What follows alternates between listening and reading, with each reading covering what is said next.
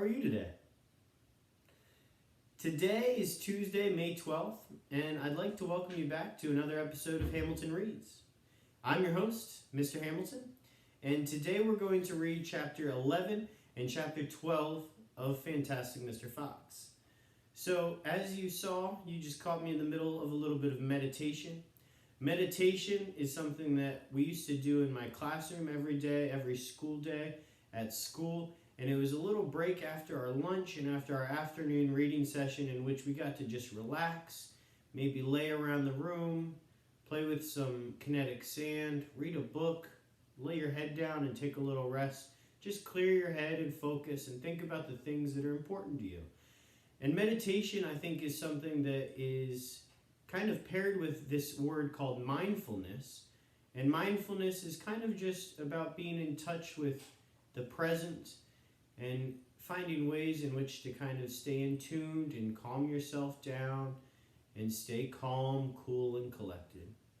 So sometimes I like to do a little bit of meditating, maybe not always in the traditional sense like you caught me doing this evening, but sometimes listening to music, taking long hot showers and listening to music, sometimes reading a book.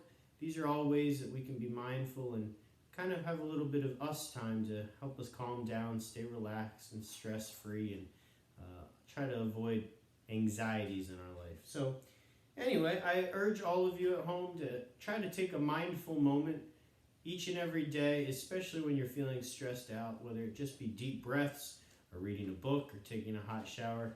Being very mindful is something that's very important. So I will get to chapter 11 of Fantastic Mr. Fox. Chapter 11 is called A Surprise for Mrs. Fox. The small fox ran back along the tunnel as fast as he could, carrying the 3 plump hens. He was exploding with joy. Oh, just wait, he kept thinking. Just wait till Mommy sees these. He had a long way to run, but he never stopped once on the way, and he came bursting in upon Mrs. Fox. "Mommy," he cried out of breath. "Look, Mommy, look! Wake up and see what I've brought you." Mrs. Fox, who was weaker than ever now from the lack of food, opened one eye and looked at the hens. "Oh, I'm dreaming," she murmured and closed the eye again. "Well, you're not dreaming, Mommy. They're real chickens. We're saved. We're not going to starve." Mrs. Fox opened both eyes and sat up quickly. "Oh, but my dear child," she cried, "where on earth?"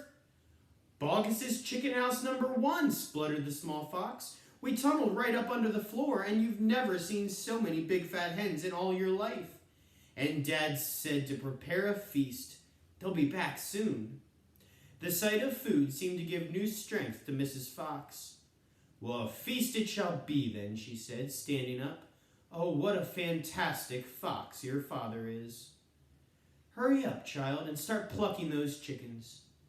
Far away down in the tunnel, the fantastic Mr. Fox, hey, that's the title of the book, was saying, "Now for the next bit, my darlings. This one will be easy as pie. All we have to do is dig another little tunnel from here to there." "Well, to where, Dad?" "Don't ask so many questions. Start digging." Chapter 12 is called The Badger. Mr. Fox and the 3 remaining small foxes dug fast and straight. They were all too excited now to feel tired or hungry. They knew they were going to have a whacking great feast before long, and the fact that it was none other than Bogus's chickens they were going to eat made them chortle with laughter every time they thought of it. It was lovely to realize that while the fat farmer was sitting up there on the hill waiting for them to starve, he was also giving them their dinner without knowing it. "Well, keep digging," said Mr. Fox. "It's not much farther."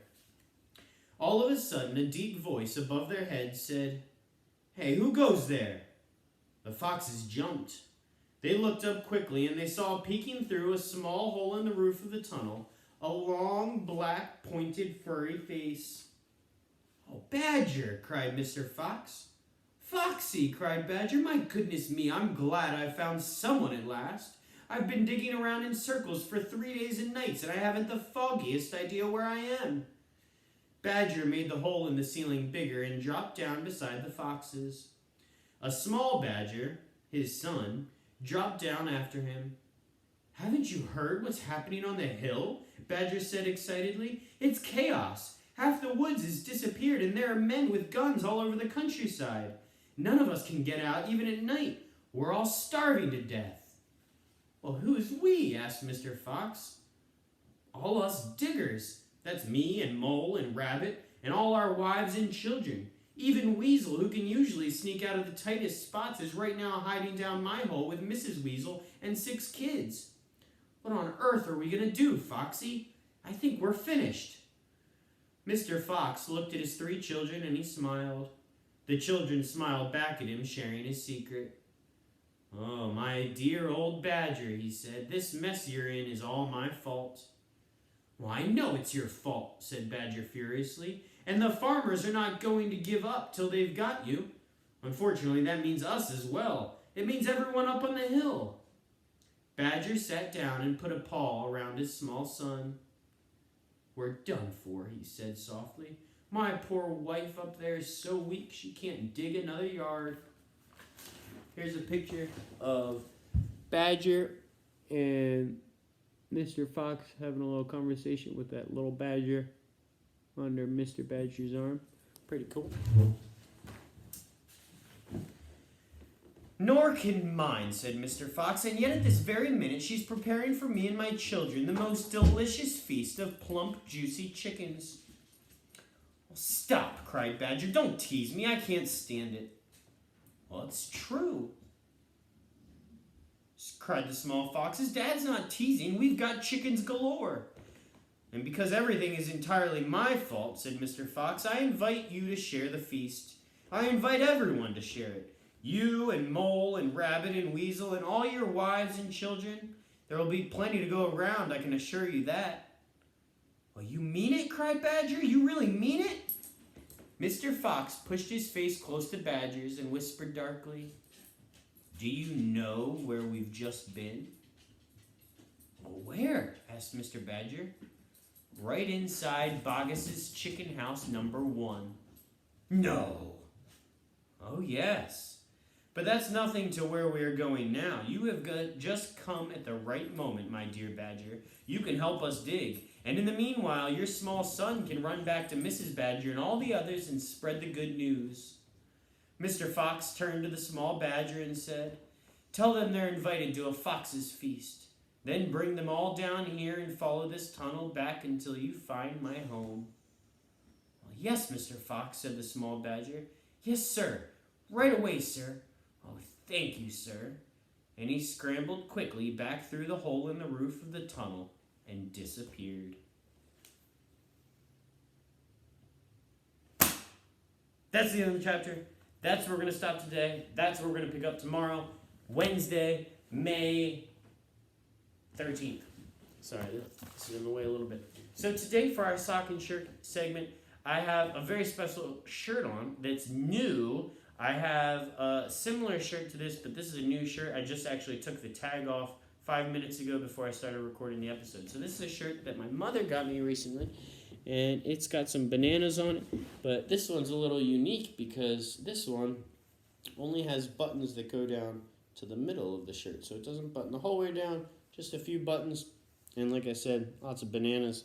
Looks like some are peeled bananas, some are clusters of bananas. So my special banana shirt you guys got to see. Now for some shout outs today on this Tuesday, May 12th. I would like to, number one, shout out to all of the LITs who were able to come out to our beautiful YWCA camp today to help us garden and to till up some of the soil, weed a little bit. We did it, of course, practicing social distancing, and we were very, very careful about that to make sure we were being healthy and safe. But we were able to garden a little bit, weed out our garden up at the YWCA's summer camp. And I appreciate all the LITs. For those of you that don't know what LIT stands for Leader in Training. And they are a group of campers at the YWCA summer camp that are between the ages of 13 and 17. And we got a handful of them out today that were able to come and help us out in the garden. And we really, really appreciate you. Also, I would like to shout out to Rocket Pizza, which is just off of the Newberry Town exit, off of 83. We ordered some Rocket Pizza today. We got a buffalo chicken pizza, a pepperoni pizza, and a cheese pizza, and we were able to share that with all of the LITs, the teenagers that helped us at the garden today, so we really appreciate that. So shout out to the LITs, shout out to Rocket Pizza, and anyway, that concludes another episode of Hamilton Reads. Thank you so much for stopping by today, Tuesday, May 12th, and make sure that you check back tomorrow, Wednesday, May 13th, in which we will read chapters 13 and 14 of Fantastic Mr. Fox. Bye!